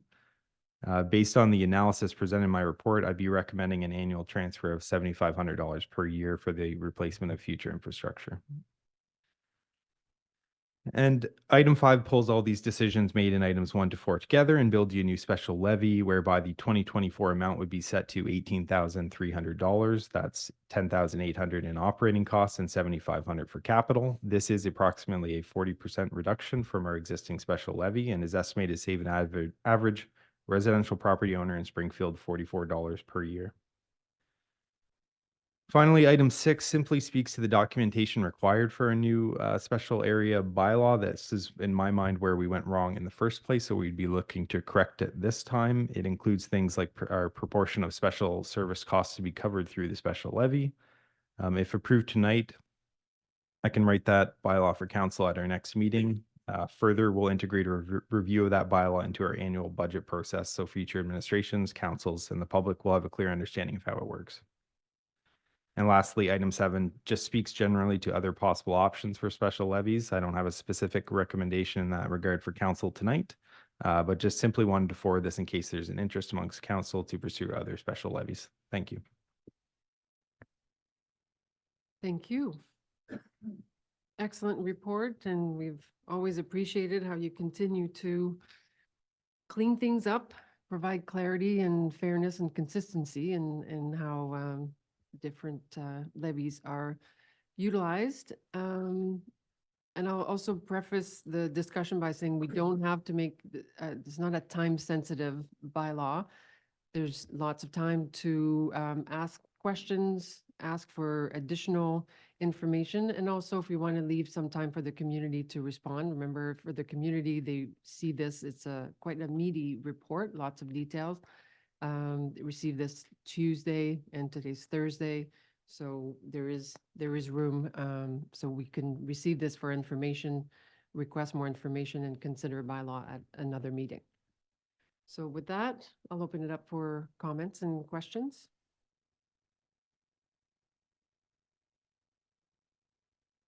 Deputy Mayor Widner?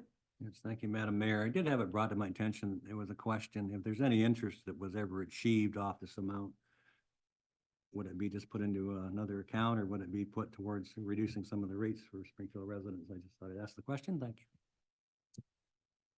Good question, Mr. Boylan? Normally, when you set up a special area bylaw, you would designate it as either an interest bearing or non-interest bearing. For my review of our accounting records, this is a non-interest bearing reserve, so no interest has accrued on the balance since it's been implemented in the township.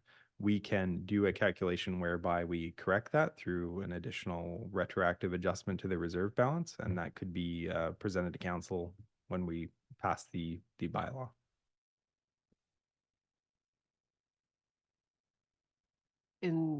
For the sake of fairness and consistency, is that something you would recommend that we consider? Yes, it's usually the case that you would assign a reserve of this type as an interest-bearing reserve so that inflation over time doesn't eat away at the purchasing power of the reserve balance. Are you able to give us an idea? I know it's just on top of your head, what difference, what difference that would make, or you can bring those numbers at a later meeting if you wish. It's up to you. Just give us an idea of the difference that would make. Yeah, so compounding interest from the date of amalgamation, the adjustment would be $54,819.87. So we've done the math on it. That would be an additional adjustment to the reserve on top of the 165,000 that's being recommended in the report tonight. So with that, we would reconsider our annual contribution to the reserve for future capital replacement. Probably best to include that in another report. It just gets a bit technical, but there would be a reduction to the proposed special levy for 2024 if that adjustment were to be approved. You'd need to collect less because the reserve would already be higher. Okay. Further questions or comments? Councillor Leach. To you, Madam Mayor, to Director Boylan. Has the reserve generally been collecting interest, and this is just a reallocation of those interest funds? When I went back through the accounting records, I'd never seen investment or interest income distributed to that reserve. So my take on it is that the intent for that reserve was for it to be a non-interest bearing reserve. So we would be making it up. Yeah. Okay. Further questions or comments? Is there any further direction, Mr. Boylan, you were hoping to get from council this evening in this regard? It sounds like there's interest in including the interest. And other than that, it sounds like also we're going along with your recommendations. Were there any further items for us to consider? That would be it. Yeah, just having the council's feedback about how to construct the bylaw would be helpful. So I would proceed with all the recommendations in my report with the exception of a interest-bearing adjustment, and then I'd bring that back to council's consideration at likely our next meeting. How does that sound with council? That sounds right? Director Boylan. I just want to elaborate as well that we would vote down the resolutions in my report tonight, and I'd bring back something comparable at the next meeting.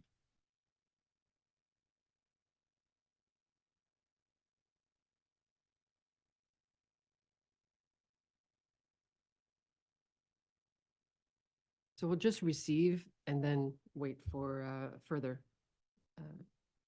review, further report. Go ahead. The Okay. report number FIN 2410 entitled Springfield Special Area Levy be received. Mover and seconder. Councillor Serna moved, Councillor Glinski seconds, all in favor? And that's carried. Thank you very much for tackling this little, little beast. Okay. Next on the agenda is a report from the CEO, transition to OPP Detachment Board, Community Safety and Policing Act 2019, CEO Diaz. Thank you, Madam Mayor. Provincial regulation, as in the Community Safety and Policing Act 2019, comes into effect on April 1st, 2024, And as part of this regulation, municipalities are required to transition from police services boards to an OPP detachment board. The goal here is to essentially maintain the status quo of the existing board with five-member seats, 2 provincial appointees, 1 Malahide and Bayham shared appointee, 1 Central Elgin appointee, and 1 shared Sutton, Dutton Dunwich, and West Elgin appointee. The decision required would be to appoint our existing member, Mayor Giguère, and the decision for the wages is to remain with the status quo at 1,500 for a member per year and 2,000 for the chair per year. Thank you for that. Maybe a little refresher on that too. I don't know if you recall. So the change of this act was initiated in 2019. So it's been a long time in the works. You may recall, I think it was the spring of 21, we received a presentation from the existing Police Services Board. So Mayor Martin at the time was the chair. So they visited each council and proposed the status quo. So invited feedback, and then each municipality voted at the time for the status quo. So in June of 21, each board had to submit to the ministry what their recommendations were. So we submitted our recommendations for status quo almost 3 years ago. We've just been waiting. This is finally about to be taking effect in just a few weeks. So what is presented this evening is what council voted for in 21. So just a little refresher, because that's a while ago. Any questions or comments? Seeing none, the motion, please. The report number CIO 2403 entitled Transition to OPP Detachment Board Community Safety and Policing Act 2019 be received, and that council appoints Dominique Giguère as the Bayham Malahide appointee to the Elgin OPP Detachment Board until the end of the current term of council, and that council supports the remuneration for the OPP Detachment Board members at 1,500 per year for members and 2,000 per year for the chair, and that correspondence on this matter be provided to the OPP Detachment Board lead under the CIO's signature. Mover and seconder. Councillor Glinski moves. Councillor Leach seconds. All in favor? And that's carried. Thank you for the extra work. Next on the agenda, we have reports of committees and outside boards. We'll start with, well, we have separate, we'll do separate resolutions, right? So the first report is from Long Point. Any comments or questions on that? Seeing none, may I have the motion, please? That the following reports of committees and outside boards be noted and filed. General Manager 2023 LPRCA Annual Report, 2023 LPRCA Audited Financial Statements, and the LPRCA Minutes of February 7th, 2024. Mover and seconder, please. Councillor Lewis moves. Councillor Leach seconds. All in favor?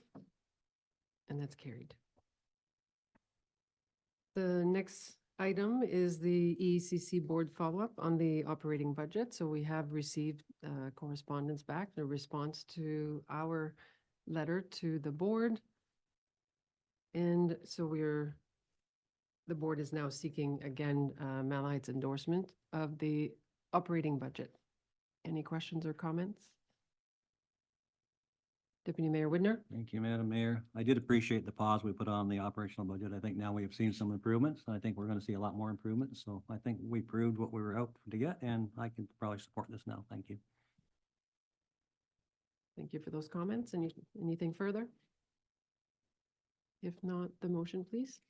That the Council of the Township of Malahide approve the 2024 EECC operational budget in the total amount of $626,320, $313,160 per municipal partner.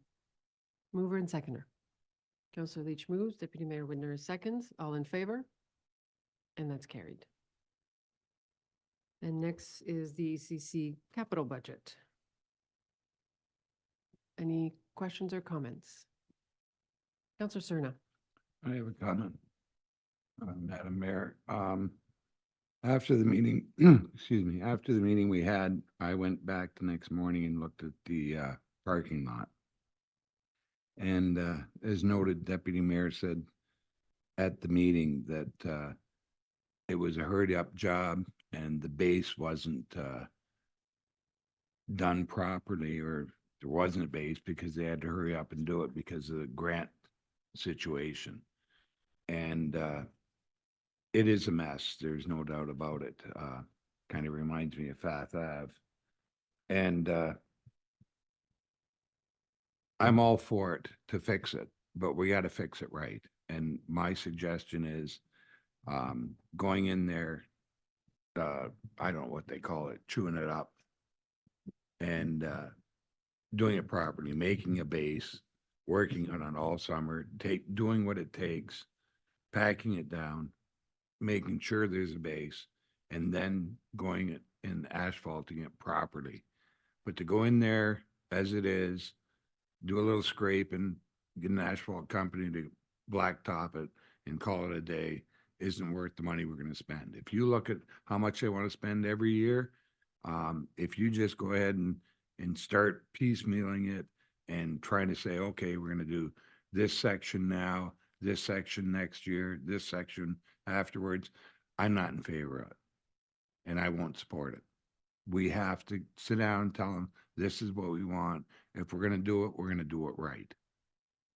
But that's the only way. You have to have a base. You're going to do it right. And I remember when we were doing Glen Colin Line, the thing was, there's a difference between rebuilding a road and reconstructing a road.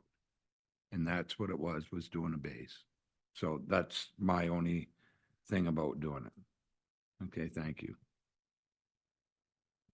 Thank you. Comments on that?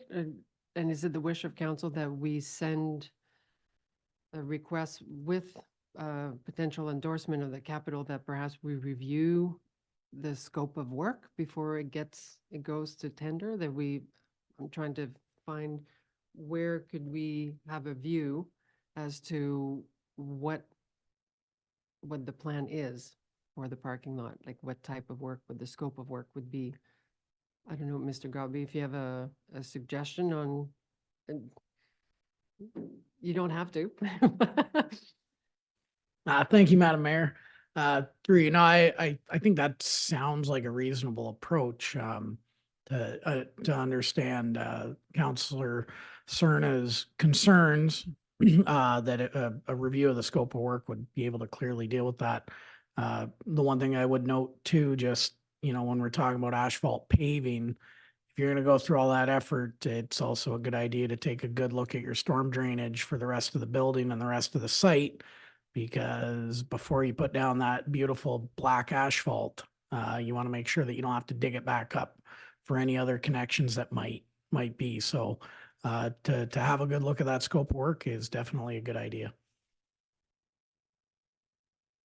Okay, so we could include that as part of our endorsement, Deputy Mayor Whitner. Yes, thank you, Madam Mayor. I believe at the meeting, Mr. Johnson did allude to the fact that the base is probably questionable. In my opinion, they probably do some testing to see how stable it is, and if it's not stable enough, make it stable. Make it like the roads that you guys built for us. I mean, you can't just go and do it and pave it the next day. You have to pack it and water it and do a lot of work. So I think if we put that in there, I think that would be good enough for me, because I don't think they're gonna go ahead this time and screw it up. So thank you.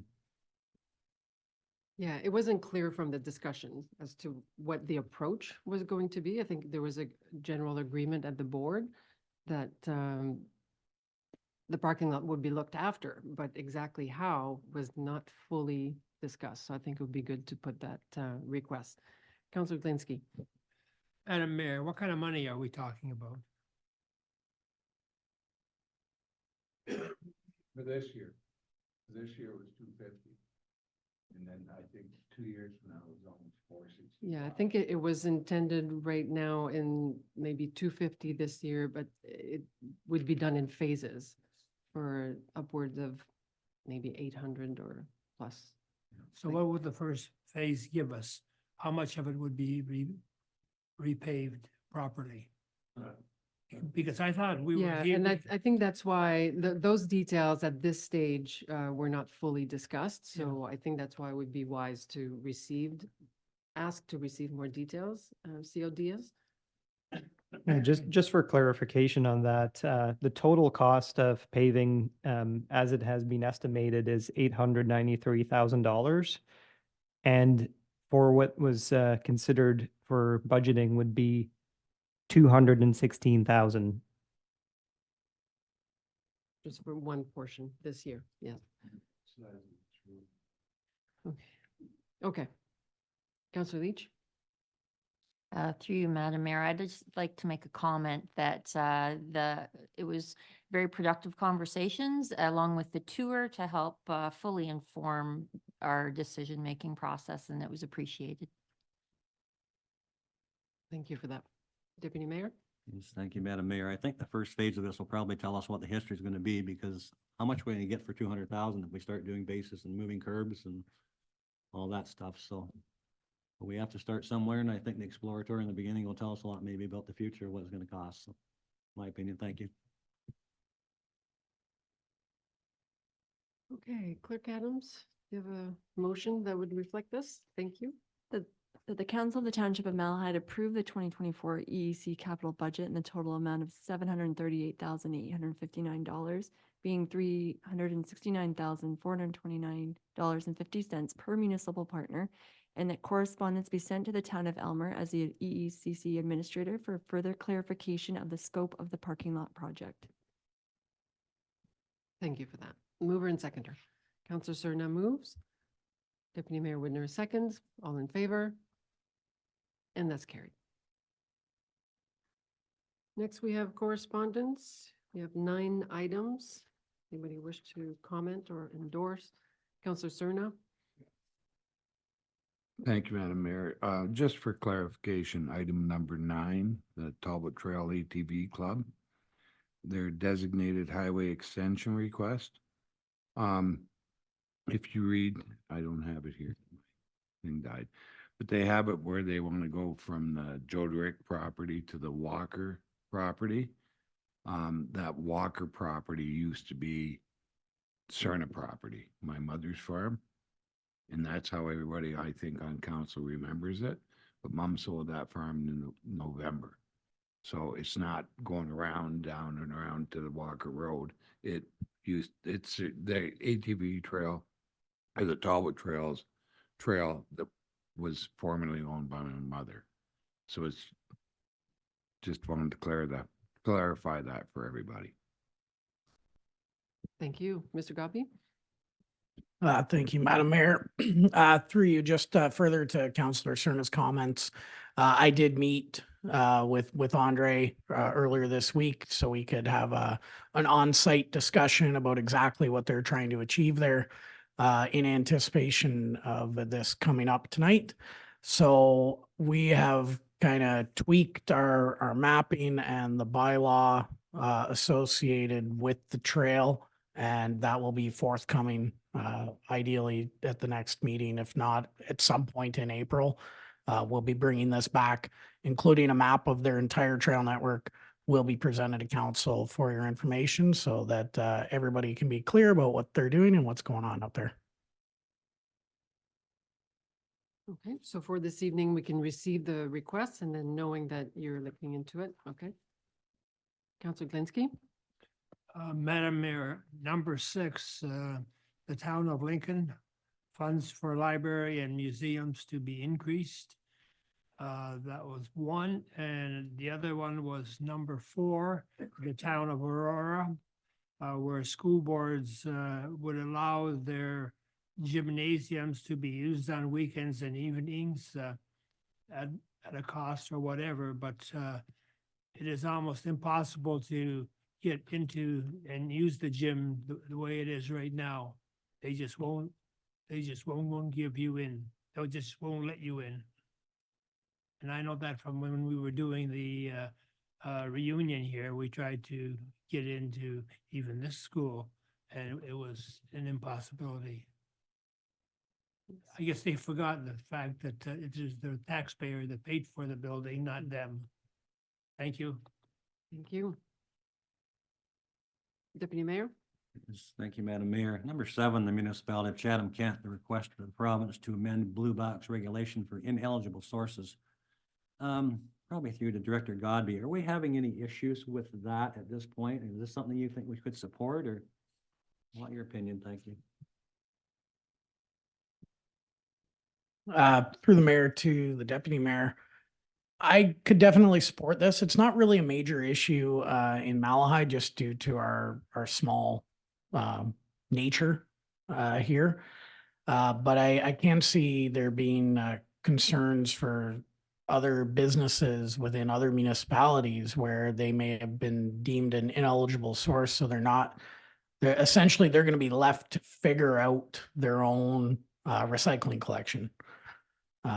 So like I said, fortunately, we don't really have that concern here in Malahide, at least not that I'm aware of as of yet. I don't believe that we've had any businesses that have been kind of thrown into that bucket, but I think it's definitely a concern across the industry for some of these places that, you know, are used to the weekly or bi-weekly recycling collection at the curb by the municipality. But as this transition to the producer responsibility happens, some of them are now going to be told, you got to figure it out yourself. So I think anything we could do to support a little more guidance in the way that the recyclables are being collected would definitely be helpful. Okay, thank you for that, and I agree with what you're saying, because it's kind of a silly program when they say, you know, we're going to do it, but they don't want to do it for everyone, so I would support that. Thank you.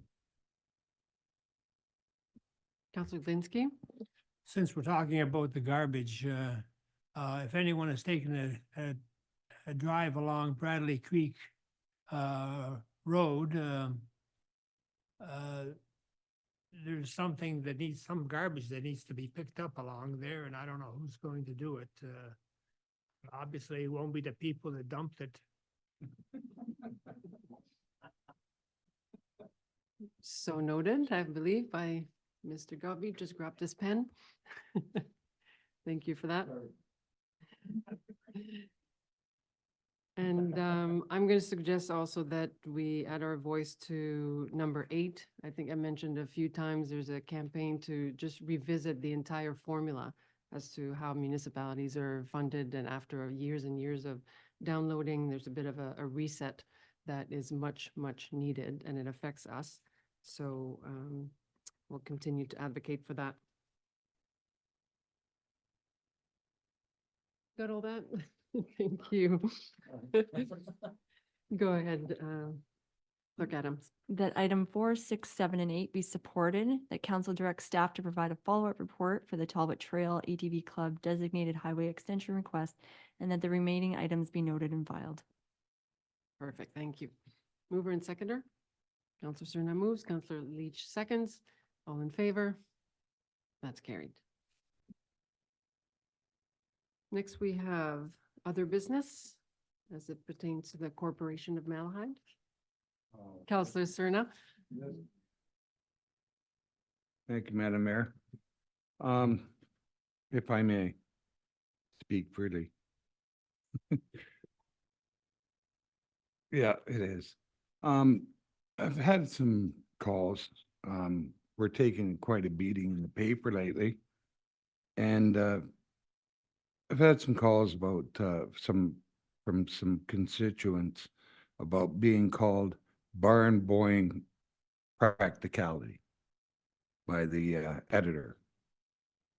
And that's what makes Malahide a municipality of barn boying practicality, judgment, and prudence, suddenly too cheap to spend a nickel to make a dime. That's what he's calling us. And I wish he'd have watched TV last night to watch his own council spend a dime for nothing. Okay? And I just want to remind him that I don't need to be told by other people that Port Bruce is in Malahide, because I've been told that. I'm reminded of that when we spend $1 million on a pier. When we spend $20,000 to protect or clean up a jungle that we call Port Bruce Beach. that we spend between $50,000 and $100,000 for ice breaking. And on that $1 million pier, there's people from Elmer fishing. There's people from Elmer enjoying the beach. When we have a flood, I'm sure that there's people that have cottages from Elmer that we're trying to protect. And the minute we pull funding from a pool, everybody from Elmer, and we're called what the hell is it? Barn-born practicality, non-thinkers, hillbillies, and everything. And we don't deserve that. And I think he knows better. And if I have to, I can remind him of all the people from Malahide, how we support the town of Elmer. I don't need to be told that. And it was in the paper. And I'm going to remind somebody that I did take swimming lessons. I'm not that damn old. The pool was there long before I was.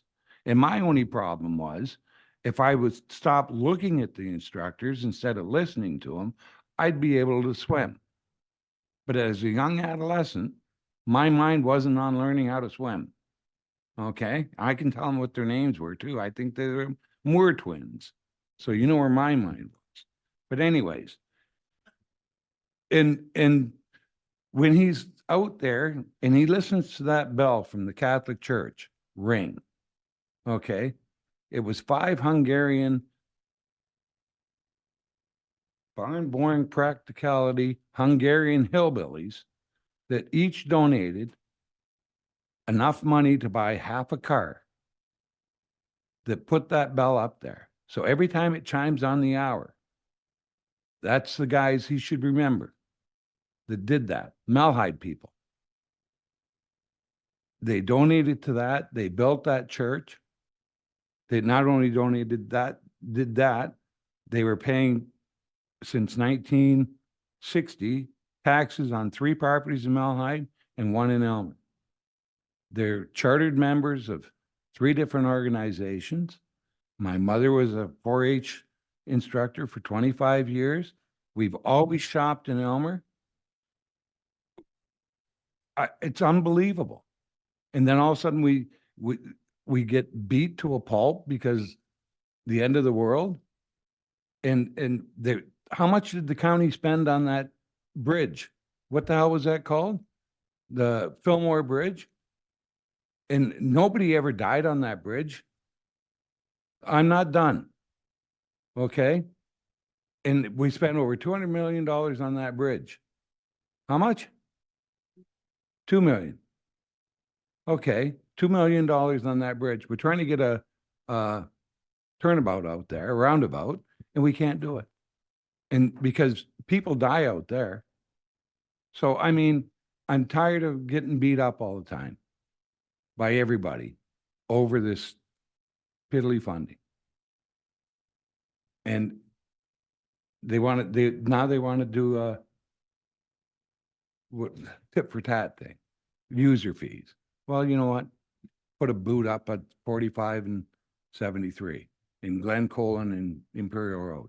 And anytime somebody wants to enjoy what Malahide has to offer, we can do the Thank you, same Counselor thing. Cernas. Okay, thank you. Thank you. Any further business as it pertains to the Corporation of Malahide? Deputy Mayor Widner? This does pertain to the Malahide because this is going to happen to Malahide. The county had a very good report on this eclipse. It's coming April 8th, I believe. And unless you've heard a report like this, you won't believe how big they think this could be. Like, I suppose the fire chief's been involved, the police will be involved. They're talking maybe in Niagara Falls, 1 million people. Niagara Falls already pre-booked out. All the motels and everything are booked. Port Stanley is gearing up to be packed. And they say Port Bruce and Port Burwell, all the North Shore is excellent. We're in the zone to have the best viewing. So get yourself some special glasses. You just can't use anything, but it's a once in a lifetime event. According to these people, they were very passionate about this. They were on for about 45 minutes, but there's different ways to watch the eclipse. Just don't look at it because it will ruin your eyes. But yeah, just everybody should go out. And there's a lot of schools will be closed that day, I guess. And some businesses are going to shut down because they know people won't be there because they want to see this. So anyway, just a heads up about it and do some research if you're interested in it. Thank you. Yeah, and I believe the library is organizing an information session I don't have the date on top of my head, but yeah. And I think they have glasses, so yeah, so safety, so it's a combination, yes, once a lifetime perhaps event, so we can enjoy it, but we can enjoy it safely. And I think it was alluded to earlier in terms of Port Bruce preparations, safety and porta potties, and so we're preparing. Go right ahead. I think they would look really good on you. So yes, really important to, everybody should get the proper glasses. And there's lots of yeah, information out there as to do's and don'ts. So please, everybody should be careful. And we'll have another opportunity. I think we have another council meeting April 4th. So we can, if there are any last minute announcements and around safety and traffic and stuff, we'll use that opportunity at that time. So thank you for that. Anything further? Seeing none, we'll move to bylaws. Go ahead. That the following bylaws be considered read at first, second, and third reading and properly signed and sealed. Bylaw number 2412, Lockington rezoning, and bylaw 2410, K2 Custom Homes, Inc., Henry Clausen. Mover and seconder? Counselor Lewis moves, Counselor Leash seconds, all in favor? Just want to make sure I've seen all in favor? Opposed? And that's carried. And now it's time to move back into closed session for the second part of our closed session meeting, and with the resolution, please. The council move into closed session at 9:51 PM pursuant to section 239-2 of the Municipal Act as amended to discuss the following. Ordinance 239-2F. Mover and seconder? Deputy Mayor Widner moves, Councilor Leach seconds, all in favor? And that's carried.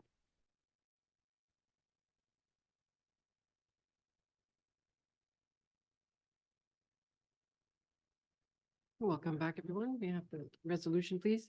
That staff were given direction by council on the following items that were discussed in the closed session. Advice that is subject to solicitor-client privilege, including communications necessary for that purpose relating to the EECC governance, 239-2F. Mover and seconder? Counselor Cerna moves, Counselor Leach seconds, all in favor? That's carried.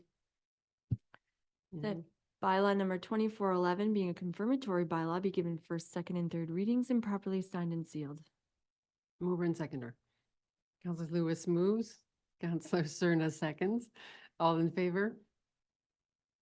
And that's carried. And adjournment. The council adjourn its meeting at 10:54 PM to meet again on April 4th at 7:30 PM. Mover and seconder. Deputy Mayor Widner moves, Counselor Cerna seconds, all in favor? And that's carried. Thank you, an excellent meeting.